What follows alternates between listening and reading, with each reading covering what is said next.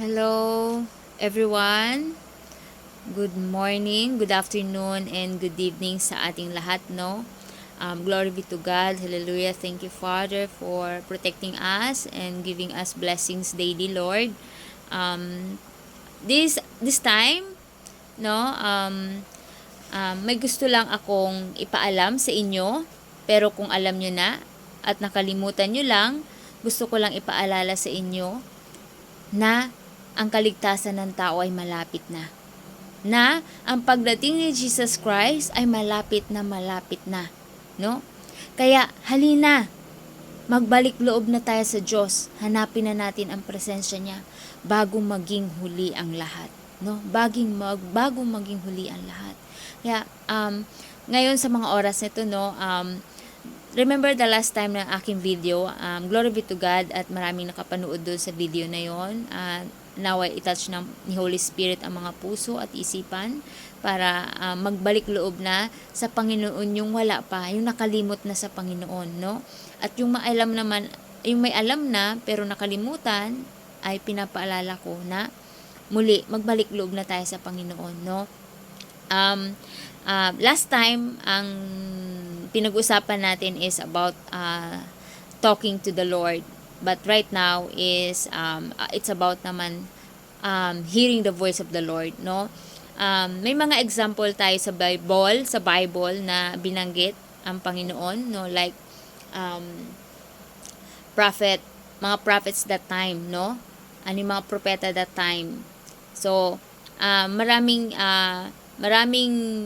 example sa Bible na ibinigay ang Panginoon na that we can hear the voice of the Lord, no? And we can see the Lord, no? May mga binigay na vision ng Panginoon sa kanila, sa mga propeta.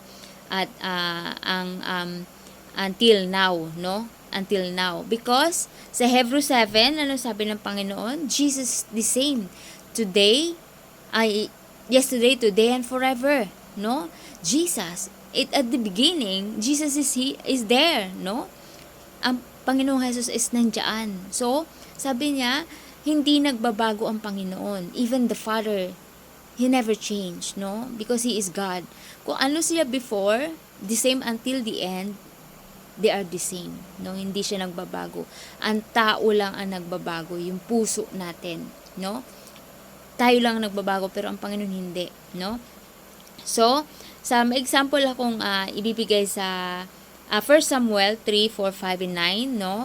So, 'di ba doon sino na nakarinig ng words na 'yon sa Biblia, no? Na sabi ni Samuel, akala ni Samuel is tinatawag siya ni Eli, no?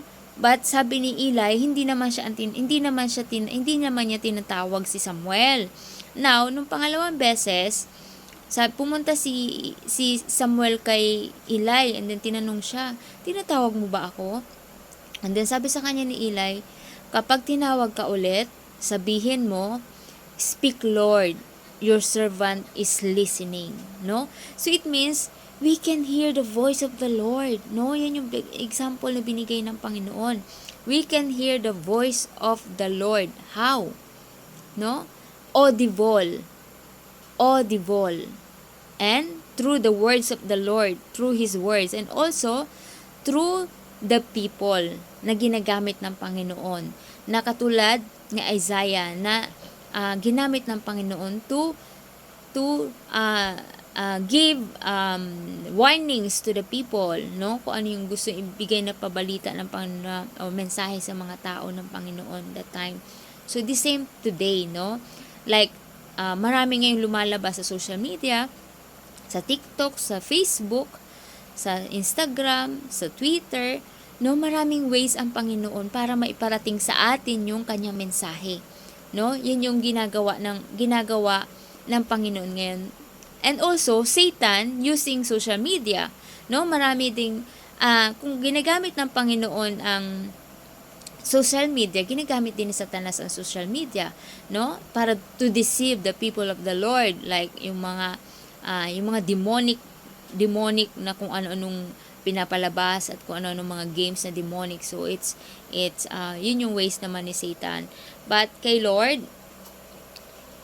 yun ang gusto niya, ginagamit niya yun uh, um, to give message to the people, no? Sa people ni Lord. Then, sa Isaiah 6:8, then, sabi niya dito, then I heard a voice of the Lord saying, whom shall I send? Sabi ni Father, whom shall I send? And go for us. And then, nung na-hear ni Isaiah yun, sabi niya, here I am, Lord, send me. No? Grabe. Grabe yung sinabi niya, send me. So, it means, kung saan siya isuguin ng Panginoon, kung saan siya ipadala ng Panginoon, susunod siya. Because he loves the Lord. He loves the Lord, no? And he followed the voice of the Lord. And then, sa Hebrew 4:7, sabi dito, Today, if you hear His voice, do not harden your heart. No? Kapag narinig daw natin ang salita ng Panginoon or yung boses niya na hear natin or yung words niya is nabasa natin, na hear natin or nakapakinig tayo sa mga taong nagsishare about sa gospel ni Jesus, about sa second coming or about sa salvation ng kaluluwa natin, do not harden our heart. No? Because salvation is free. Walang bayad. No? Walang bayad. Libre ang kaligtasan. Libre ang kaligtasan ni ino-offer ni Jesus sa atin. No? So, sabi niya, do not harden your heart when we hear the voice of the Lord. No, may example pa akong ibibigay na sabi din, na na-hear nila ang boses ng Panginoon. Sa time ni Adan at ni Eva, diba? Nasa Garden of Eden, tinawag sila ng Panginoon nung nagkasala sila. And then, sumagot sila sa Panginoon. Sabi ng Panginoon sa kanila, bakit kayo nagtatago? Ha? Bakit kayo nagtatago? Sabi nila, nagkasala sila kasi kinain nila yung puno ng nakakaalam na mabuti at masama. So that's why nahiya sila sa Panginoon that time kasi hubad na sila, no? So example 'yon. And then si Moses, no? Nakipag-usap si Moses sa bundok Mount of Sinai, no? That time na naggumawa ng 10 Commandments si Moses. And also kay Jeremiah, kay Ezekiel, mga prophets ni Lord. So, the same, no? Jesus is the same yesterday, today, and forever. So, until the end, the same pa rin. Kung paano nakikipag-usap sa atin at kung paano ma-hear natin ang boses ng Panginoon. May testimony ako no, dito sa church. When I received the Lord, when I received the Holy Spirit, no, nabaptize ako ng Banal na Espiritu. No, that time, in a few months, no, kasi I desiring na to hear the voice of the Lord. Kasi sa church, marami nakakapakinig, marami nakaka-hear sa boses ni Lord. No, nire-reveal ni Lord yung kanyang anak dun sa isa, no, sa sinasabi. Kasi, bakit nire-reveal ni Lord yun sa kanya? Because gusto ni Lord na ipakita sa kanya na ang Panginoon is nandito lang sa kanya, no? Yung bagay na yun na siya lang ang nakakaalam, inireveal sa isang kapatid na nagulat siya. Sabi niya, bakit niya nalaman yun? Sino nagsabi nun? Walang iba kundi ang Panginoon, no? Malay ba naman niya? Hindi naman niya kasama sa isang bahay, hindi naman sila palagi magkasama, no? Malayo ng bahay nila, hindi malayong lugar. So bakit nalaman niya yung bagay na yun? It because from the Lord. Kasi gusto ni Lord ni afflict yung soul nung kanyang anak, no? That's the way of the Lord. Because na-hear nung kapatid yung boses ng Panginoon. So binigyan siya ng warning na bigyan mo ng mensahe yung anak ko na ganito. So ganun nire-reveal ng Panginoon na ipinaparamdam ng Panginoon nandyan lang siya sa atin lagi, no? Huwag kang mag-surrender. Just continue. Follow the path of Jesus, no? Yun yung example. And then sabi diba, if we hear the voice of the Lord, do not harden our heart, no? When we hear the voice of the Lord, because salvation is very near, very close, no? Ang pagdating ni Jesus Christ is malapit na. Kaya may binigay siya, nag-ask ako one time, isa pang testimony, no? Because na-hear nga nila yung boses ni Lord, no? So, iba naman yung gift na binigay sa akin ni Holy Spirit. So, through vision and dreams naman sa akin. But, nagdi-desire ako na may hear ko rin ang boses ni Lord kahit once or twice or kung kailan gusto ng Panginoon, no?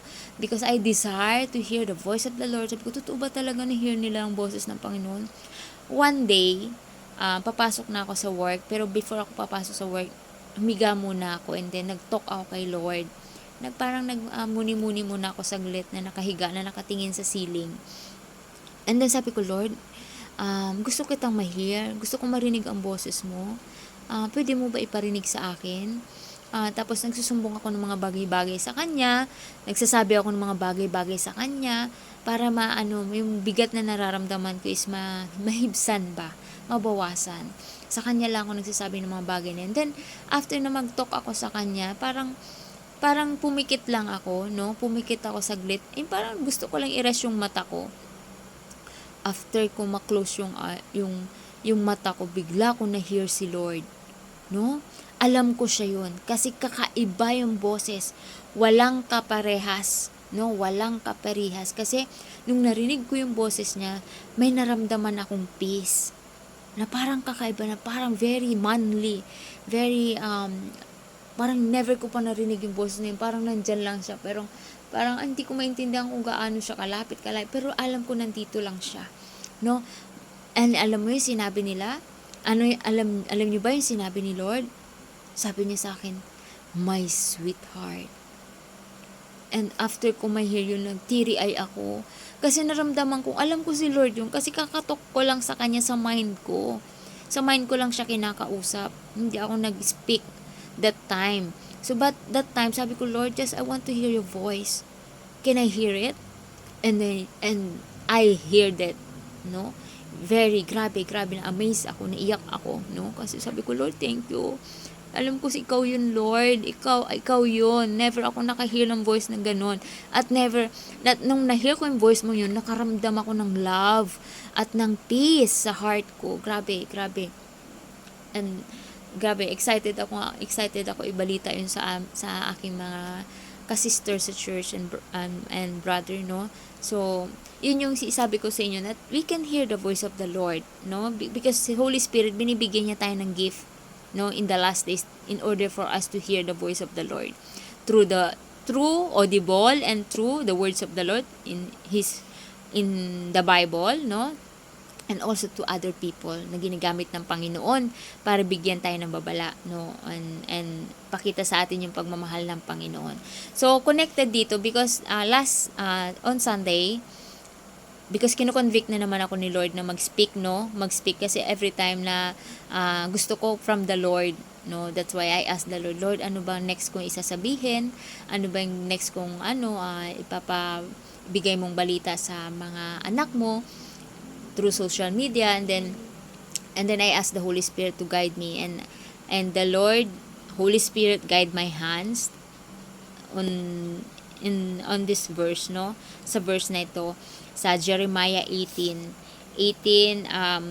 verse 7 to 11. But unahin natin sa verse 10. Sabi ng Panginoon, kung gumawa ng kasamaan sa aking paningin, na hindi sundin ang aking tinig, ay pagsisisihan ko nga ang kabutihan na aking ipinagsabing pakikinabangan nila, no? Sabi ng Panginoon, when we hear the voice of the Lord, sabi niya, do not harden your heart, no? Bakit? Kasi may mga promises ang Panginoon sa atin. When we follow the Lord, may mga promises siya, especially the heavenly things, no? Hindi lang yung mga bagay dito sa mundo. May mga promises ang Panginoon. Kaya sabi niya dito, kung hindi daw natin pakikinggan yung tinig niya, pagsisisihan niya daw yung mga bagay na sinabi niya, yung mga pangako niya na pagpapala sa atin, protection sa ating pamilya, protection sa ating sarili, protection sa ating kalusugan, protection sa ating mga ari-arian, yung land natin, no? Sabi ng Panginoon sa Isaiah, if we hear, Jeremiah, somewhere, na if we hear the voice of the Lord and turn away from our sins, He will heal the land, no? Our land, no? Pagagalingin niya yung katulad ngayon, maraming sakuna na nangyayari sa atin, no? Because it is prophecy, no? Prophecy is fulfilling in Matthew until Revelation, na sinasabi bago mangyari ang pagdating ni Jesus Christ, ang rapture na sinasabi is mangyayari mga bagay nito. So, we are in the last days right now, no? We are in the last days, very, very in the last days. So, kaya sabi ng Panginoon, kung hindi daw natin pakikinggan yung boses niya, ang protection ng Panginoon sa atin ay mawawala. I-withdraw niya, no? I-withdraw niya. Kaya sabi ngayon, nga, salitain mo sa mga tao, sabi kay Jeremiah, binigyan ng mensahe si Jeremiah, no? Like us, no? Like, kung nakahear tayo ng mensahe sa social media, isang galing na yun sa Panginoon, no? Ginagamit ng Panginoon na tao para to send us a message from the Lord, no? So sabi dito, at ngayon nga salitain mo sa mga tao sa Huda at sa mga nananahan sa Jerusalem na inyong sabihin, ganito ang sabi ng Panginoon, narito ako'y humahaka ng kasamaan laban sa inyo at kumakata ng kata laban sa inyo, manumbalik bawat isa sa inyo mula sa kani-kanyang masamang lakad at inyong pabutihin ang inyong mga lakad na inyong mga gawa, sa inyong mga gawa, no? Sabi ng Panginoon, binigyan tayo ng babala. Kapag narinig daw natin ang kanyang boses, kapag narinig natin ang kanyang mga salita, nabasa natin, turn away from our wicked ways, no? Turn away para hindi niya i-withdraw yung protection, yung blessing niya sa atin, no? Kasi ayaw ng Panginoon na kasalanan. Ayaw ng Panginoon ng mga sins, no? Because of sin, we cannot enter into heaven, no? Alam natin yung mga sin na yun, no? The next time, pag-usapan natin yung about sa ano yung mga sin sa harap ng Panginoon, no? So, for now, ito yung sabi ng Panginoon, nananawagan siya sa atin, no? Na magbalik loob na tayo sa Kanya. Hanapin na natin ang presensya niya. Pakinggan na natin yung Kanyang boses, yung Kanyang panawagan na sinasabi, anak, balik na. Balik na, malapit na ang anak ko dumating na si Jesus para magligtas sa sangkatauhan. So, ang gusto ng Panginoon ngayon is manumbalik na tayo sa Kanya. No? Mahalin na natin ang Panginoon, pagsilbihan na natin ang Panginoon, no? Sapagkat ang salvation is libre lang na ibinibigay ng Panginoon sa atin, no? Si Satanas, marami siyang ways para hindi natin hanapin ng Panginoon. Minsan kinukomfort tayo ni Satan, no? Sa mga bagay-bagay dito sa mundo. Yung mind natin is inilalagay niya lang sa mga bagay dito sa mundo. Hindi niya na pinapaalala sa atin na may kabilang buhay pa, no?